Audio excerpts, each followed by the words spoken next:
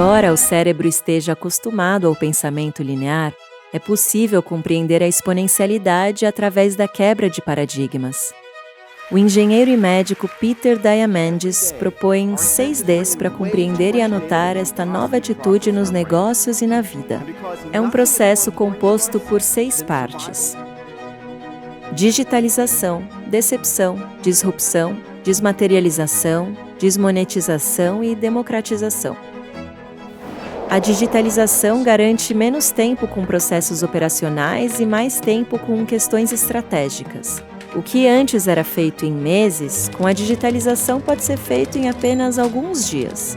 Um bom exemplo de processo que passou pelos 6Ds é a história da fotografia digital. A Kodak, uma das principais empresas no ramo da fotografia, foi uma das primeiras a desenvolver uma câmera digital, a DCS-100, em 1990. Eu acho que a digitalização trouxe um altíssimo impacto na forma que a gente pensa. Primeiro porque a digitalização massificou o conteúdo e a geração de informação. A disponibilidade de informação, ela é abusiva. A gente não consegue consumir, obviamente, a gente não consegue consumir tudo. E aí já tem uma alteração da forma de pensar. Porque existe muito ruído. A simples escolha do que a gente vai consumir é difícil. A gente não sabe priorizar. É muito difícil a priorização. E a atenção, hoje, é um dos ativos mais valiosos que tem na economia. As empresas querem tomar a sua atenção. Uma outra mudança que a digitalização trouxe para os nossos pensamentos ou a forma que a gente vive é que, da mesma forma que a gente tem um acesso grandioso de conteúdo e distração, existe muito conteúdo bom. As pessoas que conseguem fazer melhor uso disso aprendem mais, evoluem mais. E aí esse crescimento exponencial de conteúdo acaba entregando tanto conhecimento que eu acredito que novos labores, novos trabalhos, novas profissões são criadas e ultrapassam ainda o formato atual de escola. A gente percebe aí que existem novas profissões, jovens ganhando dinheiro com novas profissões, mesmo sendo na criação de vídeos e youtubers e bloggers, ou ainda até pilotos de drone, ou gamers que estão ficando milionários, jovens com 13 anos de idade ficando milionários, sem realmente uma formação escolar. Então, a velocidade que a gente traz de conteúdo, e conteúdo significativo ou não, favorece também a nova economia na formação de novas profissões. A decepção é o período em que o crescimento exponencial está disfarçado de crescimento linear. Nesse momento, os processos são lentos, os resultados pouco animadores e mudanças sofrem resistência. É necessário ter resiliência e convicção de que, em pouco tempo, a inovação poderá abrir inúmeros novos caminhos. Um momento da decepção na história da fotografia aconteceu quando a Kodak deixou de investir em câmeras digitais por não enxergar crescimento. Entendendo que a câmera digital desenvolvida em 1990 não teria futuro ou mercado, a empresa decidiu continuar apostando em câmeras analógicas e películas. Veja bem, nem toda mudança segue uma lógica exponencial. Há mudanças que realmente não têm esse foco. Exponenciar é escalar, é ter a capacidade de aumentar muito rapidamente algum tipo de oferta de serviço, produto e que seja aderente a uma demanda que realmente esteja com apetite para isso. Há um caso que mostra muito bem isso.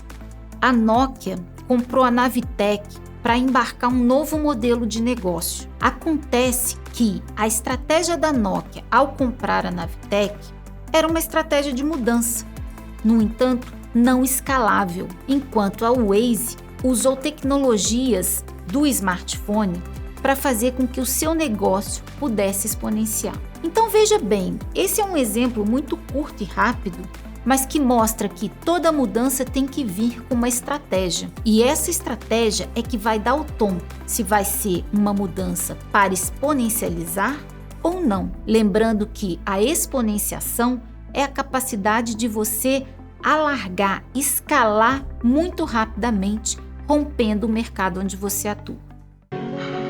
A disrupção refere-se diretamente a uma inovação tecnológica que cria um mercado e abala outro já existente.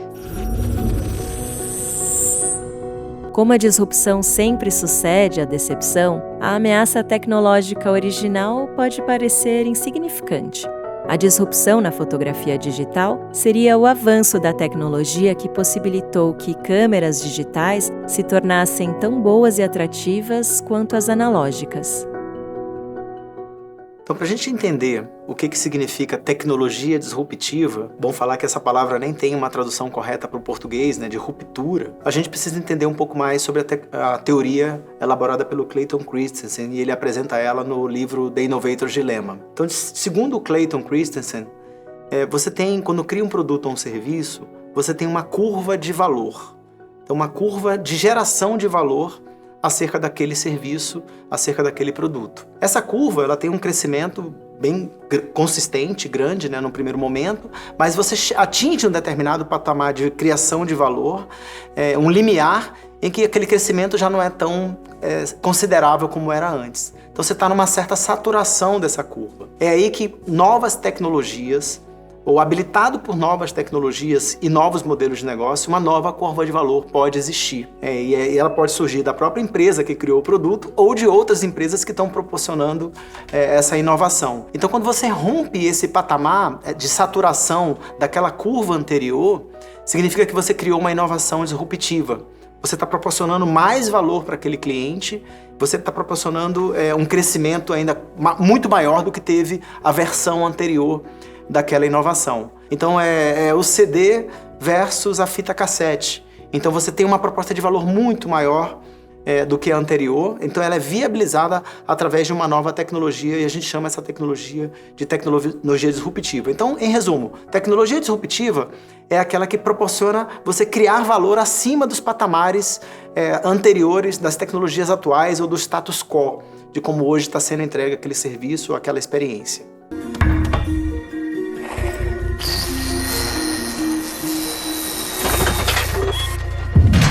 A desmaterialização é a etapa em que é possível enxergar quais ferramentas deixaram de ter valor e podem ser substituídas por novas. Esse foi o momento em que a fotografia digital ultrapassou as câmeras analógicas. Muitos de vocês devem se lembrar daqueles dispositivos que a gente chamava de GPS, né? Você tinha lá um dispositivo que, através do GPS, que é uma tecnologia, conseguia posicionamento em tempo real, da onde que você está, e enfim, com um mapa ali instalado no dispositivo, você poderia se locomover de forma guiada ali, tinha um mapa em tempo real. Se você tem um pouco mais de experiência, você vai se lembrar do guia 4 rodas. Aí nós estamos falando de papel completamente analógico, e você percebe a desmaterialização do papel quando ele passa para um dispositivo, e na terceira onda o dispositivo ele perde funcionalidade, e aí qualquer smartphone tem um software que usa o mesmo sinal GPS para mostrar aonde que você está e aonde que você gostaria de ir. Ele traça a rota ali de navegação. Então esse da desmaterialização é onde você entende que um produto digital ele executa talvez até melhor, com mais capacidade, aquilo que o analógico se propõe a fazer. E a gente não precisa mais de dispositivo para executar uma determinada atividade. Esse seria o D da desmaterialização. A desmonetização consiste em transformar um produto ou serviço inovador em algo muito barato ou gratuito. Alguns exemplos de desmonetização são a Uber, o Airbnb e o Skype, que estão retirando o valor de grandes empresas dos setores de transporte, hotelaria e telefonia, respectivamente. A desmonetização na fotografia digital ocorreu quando câmeras foram acopladas a celulares. Deixa de ser necessário ter uma ferramenta fotográfica específica para produzir registros. Na sequência, você passa pela desmonetização. É quando praticamente o teu produto pode ser oferecido gratuitamente e você não vai monetizar a empresa, não vai ganhar dinheiro, né, no jargão popular, vendendo o teu produto. Não, instala à vontade, ele é gratuito. Entra lá nas lojas dos smartphones, né, nas lojas virtuais, instala, porque o que vale dinheiro para a empresa são os dados dos clientes, o comportamento, o desejo dele, mapear novos sentimentos, gosto do cliente. Isso vai fazer com que você lance novos produtos e você acaba monetizando a empresa com outros produtos acessórios e não com aquele principal que você tinha antes. A democratização é o resultado final da reação em cadeia apontada por Peter Diamandis e a consequência lógica da desmonetização e da desmaterialização. Na fotografia, a democratização ocorreu quando smartphones baratos e acessíveis surgiram. Tempos atrás, para você montar um projeto de inovação digital, envolvia recursos de infraestrutura e até mesmo de conectividade que não estavam disponíveis. Ficou muito mais democrático o acesso a essas tecnologias que eram então restritas às grandes empresas, ao poder financeiro dessas grandes empresas. Eu acho que esse é o grande fator de disseminação das startups. Hoje testar está barato. Uma startup do interior do Brasil, de uma pequena cidade, consegue acessar a mesma tecnologia, a mesma capacidade que a tecnologia proporciona de um gigante digital como o Google, como o Facebook. Então eu acho que esse é um dos fatores importantes que disseminaram a inovação digital e são habilitadores dessa transformação digital muito mais democrática do que antes. Acredito eu que ainda existem passos para que essa inclusão seja plena. Ainda existem barreiras de acesso a pessoas com deficiência, a pessoas que tenham algum tipo de barreira pessoal, né, para acessar determinadas tecnologias ou plataformas. Então eu acredito que a gente caminha a passos largos para que o acesso a essas tecnologias emergentes, essas tecnologias disruptivas, essas inovações digitais sejam para todos, mas todos mesmo.